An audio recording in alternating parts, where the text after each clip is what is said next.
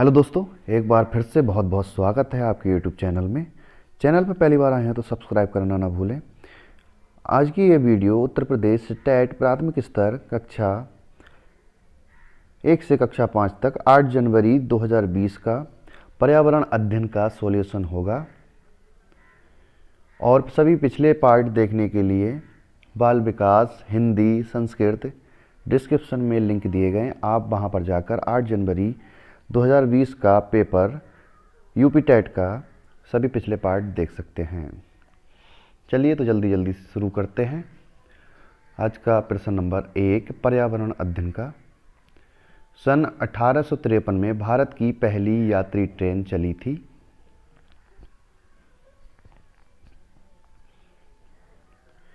सही उत्तर होगा option number 1 Mumbai से ठाणे के बीच। भारत की पहली यात्री ट्रेन 16 अप्रैल 1853 को मुंबई से ठाणे के बीच चलाई गई। ये दूरी 34 किलोमीटर थी। ये ट्रेन केवल 34 किलोमीटर मुंबई से ठाणे के बीच चलाई गई थी। अगला प्रश्न, प्रश्न नंबर 2। एशिया का सबसे बड़ा पशु मेला आयोजित होता है।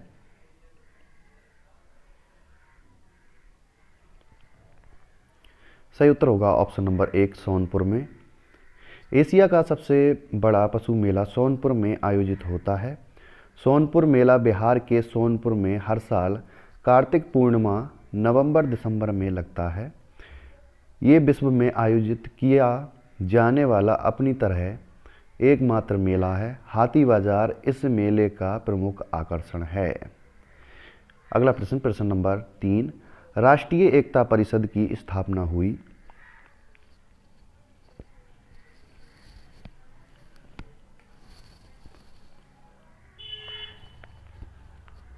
सही उत्तर होगा ऑप्शन नंबर 1 1961 में। राष्ट्रीय एकता परिषद NIC की स्थापना 1961 में अनेकता में एकता के सिद्धांत पर केंद्रीय सरकार द्वारा दिल्ली में राष्ट्रीय सभा में लिए गए निर्णय के साथ हुआ था। इसमें अध्यक्ष के रूप में प्रधानमंत्री, केंद्रीय गृह मंत्री, राज्य के मुख्यमंत्री और राजनीतिक दलों के 7 सदस्य तथा प्रधानमंत्री द्वारा मनोनीत 7 अन्य सदस्य शामिल होते हैं। राष्ट्रीय एकता परिषद सांप्रदायिकता, जातिवाद और क्षेत्रवाद की समस्याओं को दूर करने के तरीकों की तलाश करता है। इसका सही उत्तर होगा ऑप्शन नंबर 1 1961 में। अगला प्रश्न, प्रश्न नंबर 4। समता के अधिकार का उल्लेख संविधान के किन अनुच्छेद में मिलता है। सही उत्तर होगा ऑप्शन नंबर 1 अनुच्छेद 14 तथा 18। अगला प्रश्न, प्रश्न नंबर 5। किस देश में लचीला संविधान लागू है।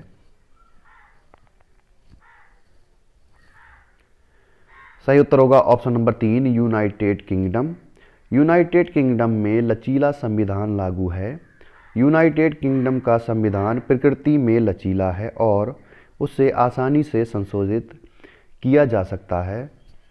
वहाँ सामान्य कानून और संवैधानिक कानून में अंतर नहीं किया जाता, अर्थात संशोधन उसी सामान्य संसदीय प्रक्रिया से हो जाते हैं जिससे सामान्य कानून बनाए जाते हैं। ध्यान रहे, भारत का संविधान कठोर और लचीला दोनों प्रकार का है। तो इसका सही उत्तर होगा ऑप्शन नंबर 3 यूनाइटेड किंगडम। अगला प्रश्न, प्रश्न नंबर 6। निम्नलिखित में से किस प्रदेश में रेनडियर पाया जाता है।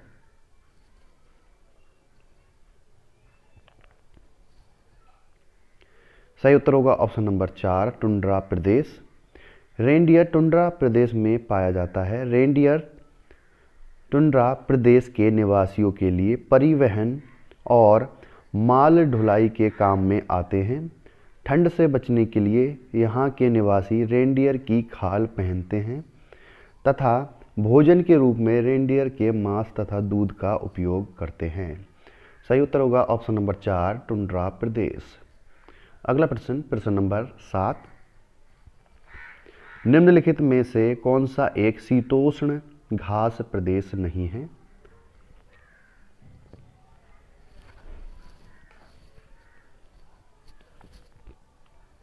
सही उत्तर होगा ऑप्शन नंबर 1 कंपास। कंपास एक उष्णकटिबंधीय घास स्थल है जो ब्राज़ील में पाया जाता है, और बाकी ये 3 डाउन्स ऑस्ट्रेलिया में पाया जाता है, और पेरिस उत्तरी अमेरिका में, और चौथा पंपास अर्जेंटीना में पाए जाने वाले ये तीनों शीतोष्ण घास के प्रदेश हैं। लेकिन कंपास एक उष्णकटिबंधीय घास स्थल है, तो इसका सही उत्तर होगा ऑप्शन नंबर 1 कंपास। अगला प्रश्न, प्रश्न नंबर 8, जनसंख्या के आकार के अनुसार बृहत्तम महाद्वीप है?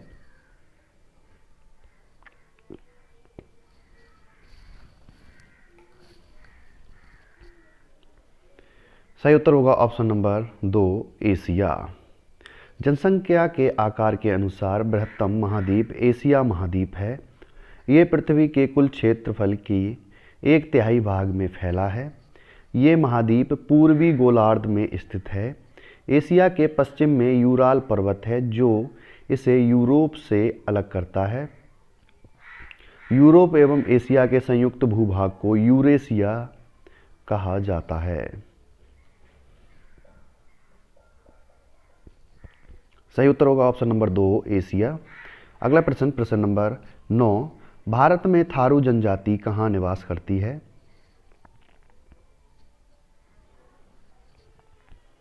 सही उत्तर होगा ऑप्शन नंबर 1 थारू उत्तर प्रदेश के तराई क्षेत्र में निवास करने वाली जनजाति है जो पश्चिम में नैनीताल उत्तराखंड से लेकर पूर्व में देवरिया जनपद तक पाई जाती है।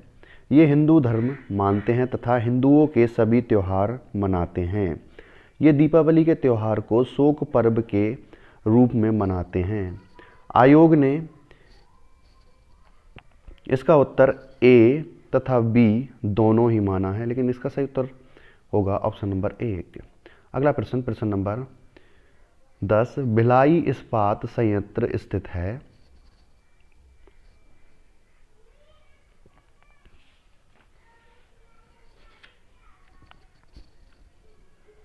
सही उत्तर होगा ऑप्शन नंबर 2 छत्तीसगढ़ में।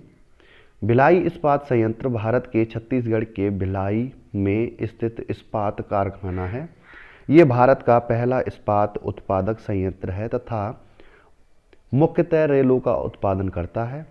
इस संयंत्र की स्थापना सोवियत संघ की सहायता से 1955 में छत्तीसगढ़ में हुई थी। इसका सही उत्तर होगा ऑप्शन नंबर 2 छत्तीसगढ़ में।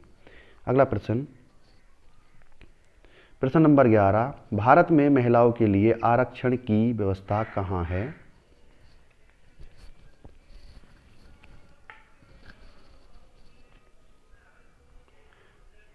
सही उत्तर होगा ऑप्शन नंबर 3 पंचायती राज संस्थाओं में।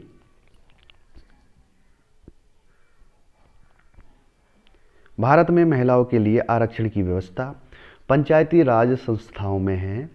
इस संस्था में ये व्यवस्था की गई है कि आरक्षण के मामले पर महिलाओं के लिए उपलब्ध कुल सीटों की संख्या 1/3 से कम ना हो। इसके अतिरिक्त पंचायतों में अध्यक्ष व अन्य पदों के लिए हर स्तर पर महिलाओं के लिए आरक्षण 1/3 से कम नहीं होगा। सही उत्तर होगा ऑप्शन नंबर 3 पंचायती राज संस्थाओं में। अगला प्रश्न, प्रश्न नंबर 12, किसी राज्य के राज्यपाल की नियुक्ति के लिए कम से कम क्या उम्र होनी चाहिए?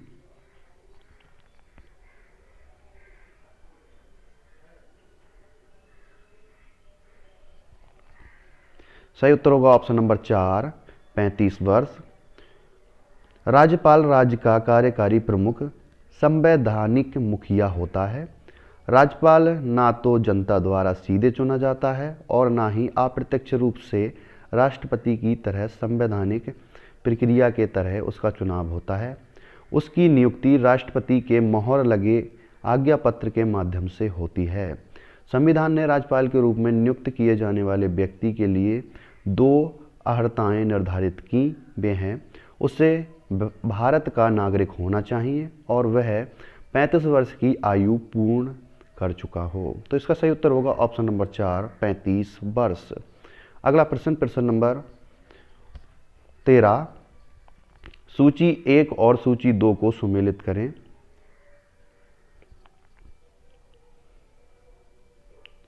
सही उत्तर होगा ऑप्शन नंबर ए का 1। भारतीय संघ का प्रधान प्रधानमंत्री होता है तथा राज्य का प्रधान राज्यपाल तथा मुख्यमंत्री होता है और नगर निगम का प्रधान मेयर होता है तथा ग्राम पंचायत का प्रधान सरपंच होता है। अगला प्रश्न, प्रश्न नंबर 14, अनुच्छेद 356 का प्रथम प्रयोग कब और कहां हुआ?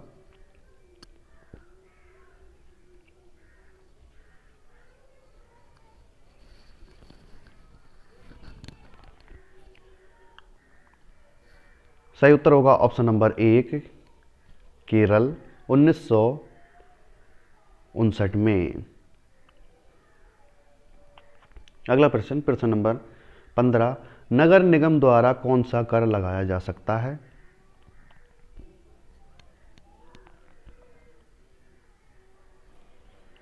सही उत्तर होगा ऑप्शन नंबर 3, उपरोक्त सभी। नगर निगम सर्वोच्च शहरी स्थानीय व्यवस्था है। प्रायः 5 लाख से अधिक जनसंख्या वाले शहर में नगर निगम बनता है। हर नगर निगम का एक अध्यक्ष होता है जिसे मेयर या महापौर कहते हैं। नगर निगम शहर में निजी मकान या जमीन पर गृह कर लगाती है। नगर निगम चुंगी कर भी लगा सकती है। इन करों के अलावा किसी भी मनोरंजन पर टैक्स या कर ले सकती है, जैसे फिल्म प्रदर्शनी, सर्कस, नौटंकी आदि। अगला प्रश्न, प्रश्न नंबर 16, संसार का सर्वाधिक समस्याकारी जलीय खरपतवार जिसे बंगाल का आतंक भी कहा जाता है वह है?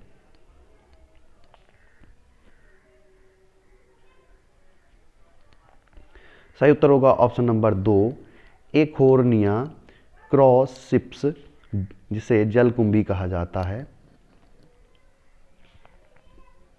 जलकुंभी पानी में तैरने वाला एक समस्याकारी तेजी से फैलने वाला जलीय खरपतवार है। ये पौधा रुके हुए जल में सर्वाधिक वृद्धि करता है जो जल से ऑक्सीजन खींच लेता है, जिसके परिणाम स्वरूप मछलियां मर जाती हैं। जलकुंभी सबसे पहले भारत में बंगाल में अपनी खूबसूरत फूलों और पत्तियों के कारण लाया गया था। भारत में इसे बंगाल का आतंक कहा जाता है।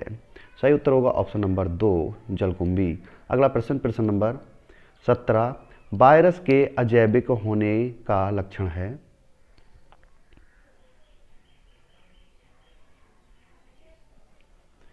सही उत्तर होगा ऑप्शन नंबर 3, इसको क्रिस्टल के रूप में परिवर्तित किया जा सकता है।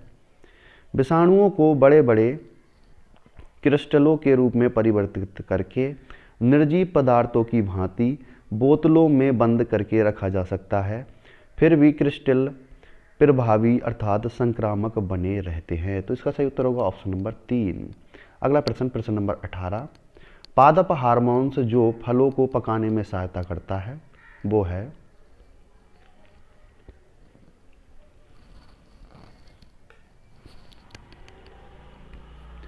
सही उत्तर होगा ऑप्शन नंबर 3, इथाइलिन।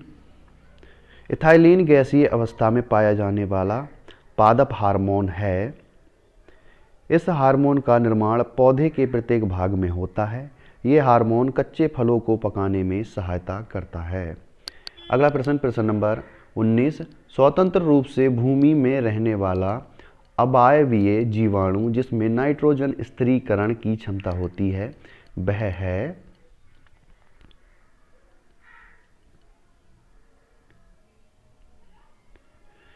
सही उत्तर होगा ऑप्शन नंबर 2, क्लोस्ट्रीडियम।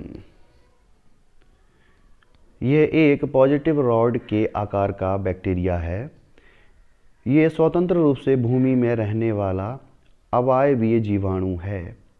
ये जीवाणु वायुमंडलीय नाइट्रोजन को नाइट्रोजनी यौगिक जैसे नाइट्रेट में बदल देता है, जिसे पौधे आसानी से ग्रहण कर लेते हैं। इसका सही उत्तर होगा ऑप्शन नंबर 2। अगला प्रश्न, प्रश्न नंबर 20, किस प्रकार का डीएनए कोशिका में सामान्य रूप से पाया जाता है?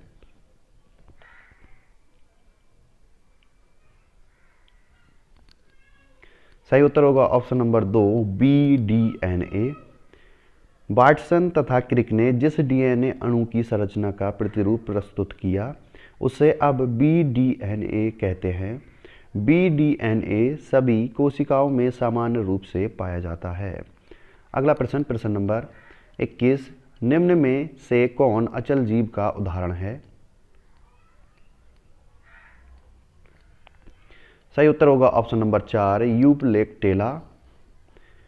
ये पेरीफेरा संघ का जंतु है। ये अचल जीव है जो चलने में सक्षम नहीं होते तथा किसी दृढ़ आधार से चिपके रहते हैं। इसे बीनस के फूलों की टोकरी भी कहते हैं। तो इसका सही उत्तर होगा ऑप्शन नंबर 4। अगला प्रश्न, प्रश्न नंबर 22, प्रोटीन अणुओं की इकाई है?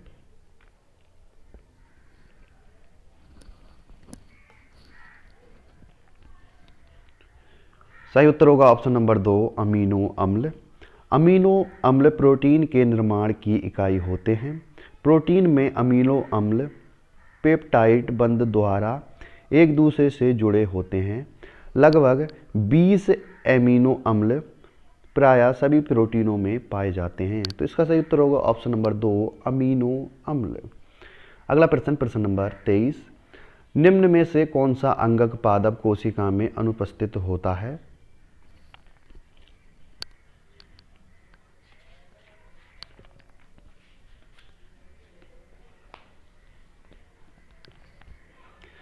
सही उत्तर होगा ऑप्शन नंबर 3, तारक काय।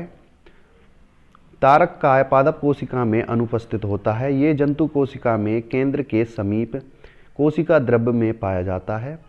तारक काय के 2 प्रमुख भाग होते हैं, एक को सेंट्रियोल तथा दूसरे को सेंट्रोस्फीयर कहते हैं। सेंट्रोस्फीयर कोशिका विभाजन में मदद करता है, जबकि लवक, रिक्तिकाएं तथा सेल्यूलोस कोशिका भित्ति पादप कोशिका में पाई जाती है। इसका सही उत्तर होगा ऑप्शन नंबर 3, तारक काय। अगला प्रश्न, प्रश्न नंबर 24, मनुष्य के शरीर की सबसे बड़ी ग्रंथि है?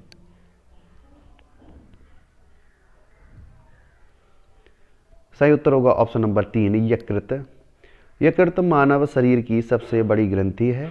यकृत कोशिकाओं से पित्त का स्राव होता है, जो यकृत नलिका से होते हुए एक पतली पेशीय थैली पित्ताशय में सांद्रित एवं जमा होता है। ये विटामिन ए का भी संश्लेषण करता है। इसके अलावा यकृत ग्लूकोज को ग्लाइकोजन के रूप में संचित रखता है। पित्त का लगातार स्त्रावण करना यकृत का प्रमुख कार्य होता है। तो इसका सही उत्तर होगा ऑप्शन नंबर 3, यकृत। अगला प्रश्न, प्रश्न नंबर 25, उत्तर प्रदेश का राज्य पक्षी है?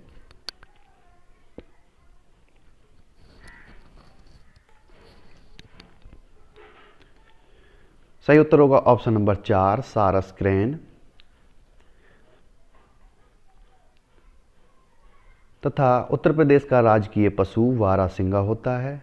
उत्तर प्रदेश का राजकीय पक्षी सारस क्रेन, राजकीय वृक्ष अशोक तथा राजकीय पुष्प पलाश होता है। मोर हमारे देश का राष्ट्रीय पक्षी है, जबकि गौरैया दिल्ली का राजकीय पक्षी है। सही उत्तर होगा ऑप्शन नंबर 4, सारस क्रेन। अगला प्रश्न, प्रश्न नंबर 26, पूर्वा किस अधिवास में शामिल है? सही उत्तर होगा ऑप्शन नंबर 1, ग्रामीण। पूर्वा ग्रामीण अधिवास में शामिल है।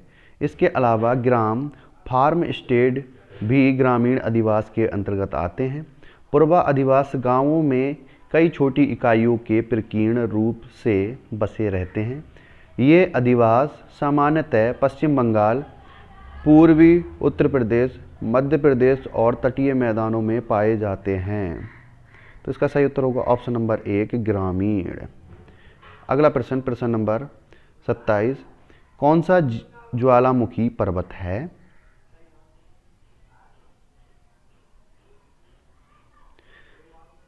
सही उत्तर होगा option number 3 Kilimanjaro. Kilimanjaro Tanzania में स्थित एक निष्क्रिय ज्वालामुखी पर्वत है।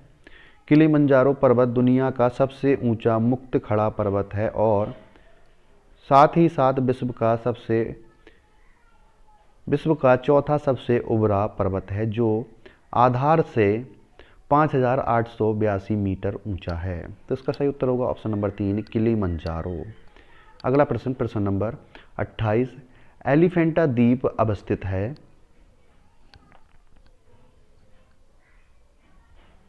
सही उत्तर होगा ऑप्शन नंबर 2 मुंबई तट। एलिफेंटा द्वीप मुंबई तट पर अवस्थित है। ये द्वीप एक लोकप्रिय पर्यटन स्थल है जिसमें गुफा मंदिर एलिफेंटा गुफा, जिसे चट्टानों से उकेरा गया है। तो इसका सही उत्तर होगा ऑप्शन नंबर 2 मुंबई तट। अगला प्रश्न, प्रश्न नंबर 29, मानसूनी वन पाए जाते हैं जहां वर्षा होती है।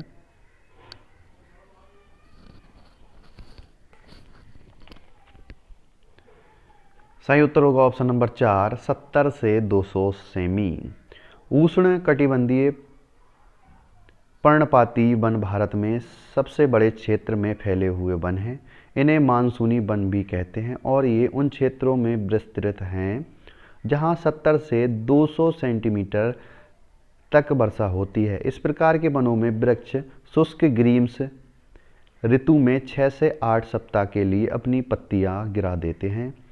इन वनों में साल, सागौन, आबूनूस, शीशम, चंदन, पीपल, सहतूत, अर्जुन आदि के वृक्ष मुख्य रूप से मिलते हैं। तो इसका सही उत्तर होगा ऑप्शन नंबर 4 70 से 200 सेंटीमीटर। अगला प्रश्न, प्रश्न नंबर 30, कार्बी एंग्लोंग पठार विस्तार है।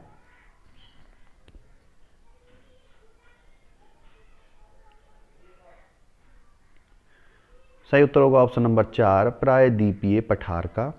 कार्बी एंग्लोंग पठार भारत के उत्तर पूर्वी राज्य में प्रायद्वीपीय पठार का विस्तार है।